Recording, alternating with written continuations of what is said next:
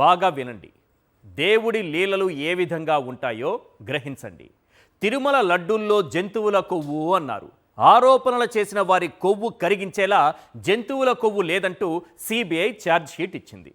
లడ్డూల్లో పంది కొవ్వు, గొడ్డు కొవ్వు, చేప నూనె అని దేవుడి లడ్డూ పవిత్రతను దెబ్బతీశారు. ఆ వెంటనే సొంత సంస్థ హెరిటేజ్ షేర్లు అమాంతం పాతాళంలోకి పడిపోయాయి. ఆ తరువాత లడ్డూల్లో కల్తీ నెయ్యి అన్నారు. హెరిటేజ్ పెరిగే కల్తీ అని ఎఫ్ఎస్ఎస్ఏఐ బయటపెట్టింది. ఉద్దేశపూర్వకంగానే లడ్డూని కల్తీ చేయించారని లింకులు పెట్టారు. ఆశ్చర్యకరంగా హెరిటేజ్ ఇందాపూర్ లింకులు బయటపడ్డాయి. తక్కువ రేటుకు నెయ్యికుని స్కామ్ చేశారని అన్నారు. ఇప్పుడు అమాంతం ధరలు పెంచేసి హెరిటేజ్ తోక డైరీలకు దోచిపెడుతున్న విధానం బయటపడింది.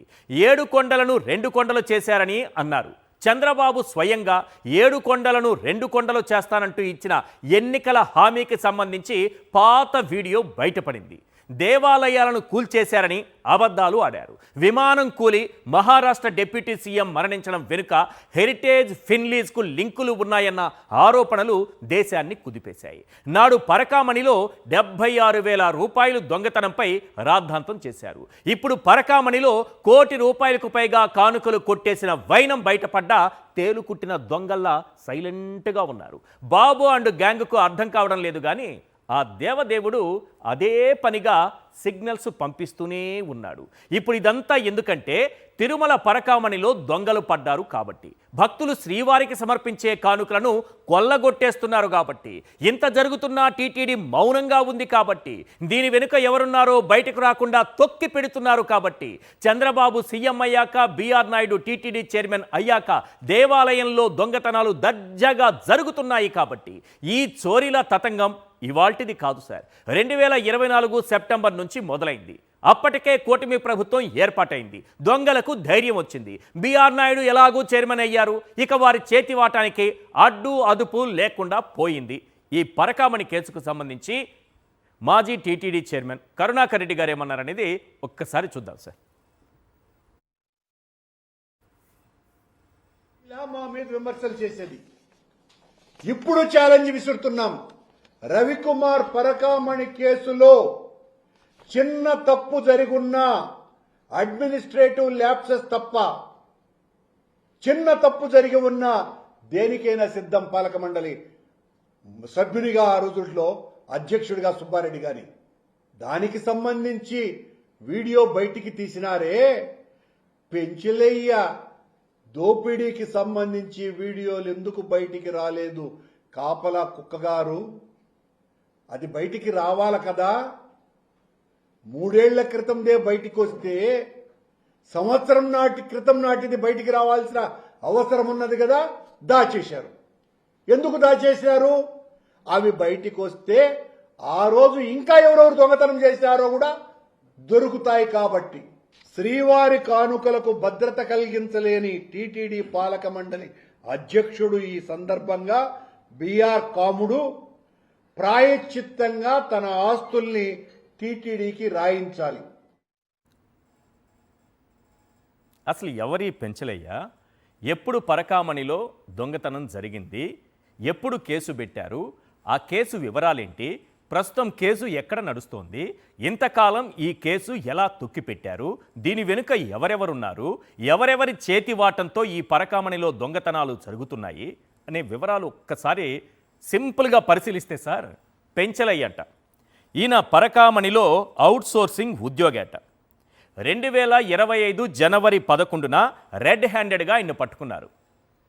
భక్తులు ఇచ్చేటటువంటి కానుకలు, ముఖ్యంగా గోల్డ్ పైన ఆయన కన్నుబడిందట.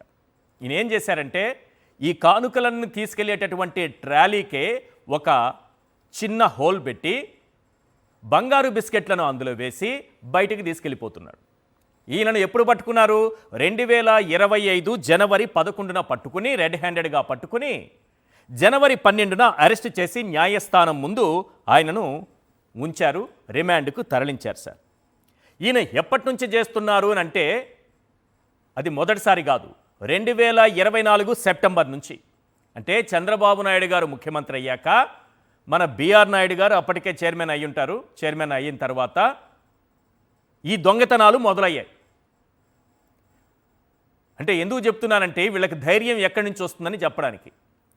ఈ పెంచలయ్య 2024 సెప్టెంబర్ నుంచి 2025 జనవరి మధ్యలో చాలాసార్లు శ్రీవారి నగలను దొంగలించారు. ఈ దొంగిలించిన వాటిని ఏం చేశారు అంటే గోల్డ్ షాప్కి వెళ్ళి అక్కడ మార్పిడి చేసుకున్నాడు. ఈ గోల్డ్ ఇచ్చి వేరే గోల్డ్ తీసుకోవడం, గోల్డ్ బిస్కెట్స్ ఇచ్చి గోల్డ్ తీసుకోవడం, ఇదే గోల్డ్ని తీసుకెళ్లి బ్యాంకులో పెట్టి లోన్లు తీసుకోవడం. ఈ రకంగా అతనొక్కడు మాత్రమే చేసినటువంటి పరకామణిలో దొంగిలించినటువంటి విలువ 2024 సెప్టెంబర్ నుంచి 2025 జనవరి వరకు అతను దోచుకున్నది ₹1 కోటి విలువైన బంగారు నగలు, వెండి నగలు దోచుకున్నారు. ₹1 కోటి విలువైంది. ఇది ఎవరు చెప్పారు? పోలీసులే ఎంక్వైరీ చేసి రిపోర్ట్లో రాసినటువంటి అంశాలు. మరి ఈ కేసు ఎందుకు మన కంటికి కనపడలేదు? మన కంటికి ఎందుకు కనపడలేదు? సింపుల్గా కేసు ఎందుకు తొక్కిపెట్టేశారు? దీని వెనుక ఎవరన్నా ఉన్నారా? ఒక్కడే చేశాడా? లేకపోతే ముఠా ఉందా? ఈ ముఠాలో సభ్యులెందరూ? ఒక్కొక్క సభ్యుడు ఎంత దోచుకున్నారు? వీళ్ళు కింది స్థాయి ఉద్యోగులైతే పై స్థాయి ఉద్యోగుల ప్రమేయం ఏదన్నా ఉందా? ఉంటే వారికి వాటా ఎంత వెళ్ళింది? ఎవరు వాళ్ళు? ఎంతమంది ఉన్నారు? ఇవన్నీ బయటికి రావాల్సిన అవసరం ఉందా లేదా? కేసు ఈ స్థాయిలో విచారణ జరగాల్సిన అవసరం ఉందా లేదా? కేవలం ఇక్కడే ఆగిపోయింది పెంచలయ్య దగ్గర. ఈ కేసు కూడా ఎందుకు బయటకు రాలేదో చెప్తాను చూడండి సార్. మనం ఎంత అమాయకులమంటే చంద్రబాబు నాయుడు గారు, బిఆర్ నాయుడు గారు, ఇద్దరు నాయుళ్ళు కలిసి మనల్ని ఏ రకంగా తప్పుదారి అనడానికి చిన్న ఎగ్జాంపుల్ చెప్తాను. ఎప్పుడు ఇతన్ని పట్టుకున్నారు పెంచలయ్యని? 2025 జనవరి 11న. ఇదే 2025 జనవరి 8న తొక్కిసలాట జరిగి 6 భక్తులు ప్రాణాలు కోల్పోయారు తిరుపతిలో. మనమందరం ఆ విషయంపైనే ఉన్నాము. మన దృష్టి మొత్తం అక్కడే ఉంది. అయ్యో పాపం భక్తులకి ఇలా జరిగిందని, ఈ పాపాత్ములు ఇలాంటి పాపాలు చేశారని మనం చర్చించుకుంటున్నాము. పవన్ కళ్యాణ్ లాంటి వాళ్ళు ఏదో భక్తుల కోసం తెగ తాపత్రయ పడిపోతున్నట్టు హడావిడి చేయడం మనం చూస్తున్నాం. కానీ దొంగతనం విషయం మనం అందరం పక్కన పెట్టేశాము. అందుకే చాలా సింపుల్గా తొక్కిపెట్టేశారు ఈ దొంగతనం విషయాన్ని. ఇవన్నీ కూడా బయటకు వచ్చినటువంటి సమయంలో ఇంకా చాలా అంశాలు ఉన్నాయి. కొన్ని ప్రశ్నలు వినిపిస్తున్నాయి. ముందుగా ఆ ప్రశ్నలు ఏంటో ఒక్కసారి స్క్రీన్ పైన చూద్దాం. ఎస్, పరకామణి చోరీ కేసులో పూర్తిస్థాయి విచారణ జరగకుండా అడ్డుకుంటున్న ముఖ్య నేత ఎవరు? Question number 2. ఒక్క పెంచలయ్యే ₹1 కోటి కొల్లగొట్టాడంటే ఇంకెంతమంది ఇంకెన్ని కోట్లు కొట్టేశారు? Question number 3. 24 సార్లు దొంగతనం చేసిన వ్యక్తి నుంచి పట్టుబడింది ₹1 కోటి. పట్టుబడాల్సింది ఇంకా ఉందా? Question number 4. తిరుమల గుడిలో ఒక అవుట్సోర్సింగ్ ఉద్యోగి ఒక్కడే ₹1 కోటి బంగారం కొట్టేయడం సాధ్యమా? Question number 5. కొండపై దేవదేవుడి సొమ్ము కొల్లగొట్టే వారందరినీ వెనకుండి నడిపిస్తున్న ఆ గోల్డ్ బాబు ఎవరు? Question number 6. 2025 జనవరి 11న రెడ్ హ్యాండెడ్గా పట్టుబడితే అత్యంత రహస్యంగా కేసును ఎందుకు నడిపారు? Question number 7. బాబు సీఎం అయ్యాక అంటే 2024 సెప్టెంబర్ నుంచి పెంచలయ్య కానుకలు కొట్టేస్తుంటే టీటీడీ కళ్ళు మూసుకుందా? Question number 8. బంగారం షాపుల్లో మార్పిడి చేసుకున్నా, బ్యాంకుల్లో పెట్టి లోన్లు తీసుకున్నా ఎందుకు పట్టుకోలేకపోయారు? Question number 9. అసలు దొంగలు బయటపడకుండా పెంచలయ్యకు బెయిల్ వచ్చేలా కోర్టులో టీటీడీ ఉదాసీనంగా వ్యవహరించిందా?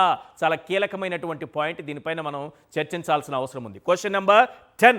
దేవుడి సొమ్ము దొంగల పాలు అవుతుంటే టీటీడీ చైర్మన్ ఏం చేస్తున్నట్టు? బిఆర్ నాయుడు ఆస్తులు జప్తు చేయాల్సిందేనా? గతంలో వైఎస్ఆర్సీపీ అధికారంలో ఉన్నప్పుడు ఇలాంటి పరకామణి కేసు వచ్చినప్పుడు రవికుమార్ అనే వ్యక్తి పరకామణిలో 70,000 దోచుకున్నప్పుడు అతని నుంచి ₹15 కోట్ల రికవరీ చేశారు. మరి ఇతని నుంచి ఎంత చేశారు? కేసును ఎందుకు తొక్కిపెట్టేస్తున్నారు?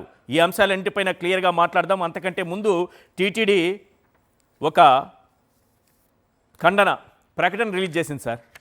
ఏమని రిలీజ్ చేసిందంటే, పరకామణిలో బంగారం దొంగతనంపై సాక్షి కథనం పూర్తిగా అసత్యం అని అంటూ అసలు ఏం జరిగిందని రాసుకుని వచ్చింది సార్. 2025లో ఇప్పుడు నేను చెప్పాను కదా, అదే స్టోరీ రాసుకొచ్చారు. మొత్తం అదే రాసుకొచ్చి అతను ఎంత దొంగతనం చేశాడు, ₹1 కోటి విలువైంది దొంగతనం చేశాడు, ఎన్ని గ్రాములు గోల్డు, ఏవేవి ఆభరణాలు, ఏమేమి దోచేశాడనేది అందులో క్లియర్గా రాసుకొచ్చారు. అంటే సాక్షి పేపర్లో ఏమొచ్చిందో యాజ్ ఇట్ ఈజ్ అదే మళ్ళీ రాశారు. పేపర్లో వచ్చిందని మళ్ళీ రాసుకొచ్చారు సార్. కాకపోతే పైన సాక్షి రాసినటువంటి వార్త అసత్య కథనం అని మాత్రం ఒక లైన్ పెట్టి అసలు ఏం జరిగిందంటే అని మళ్ళీ అదే కథ రాసుకొచ్చారు. కావాలంటే ఎవరైనా చదువుకోవచ్చు. టీటీడీ ఇచ్చినటువంటి ప్రకటన 2-3 పేజీలు ఉంది, ఇంకా టైం వేస్ట్. వాళ్ళు ఇచ్చినటువంటి ప్రకటన చదవడం కూడా. అందులో ఏముందంటే మీరు సాక్షి పేపర్ చదివినా టీటీడీ ఇచ్చినటువంటి ప్రకటన చదివినా రెండూ ఒకటే. రైట్, ఈ అంశాలపైన మనం మాట్లాడదాం.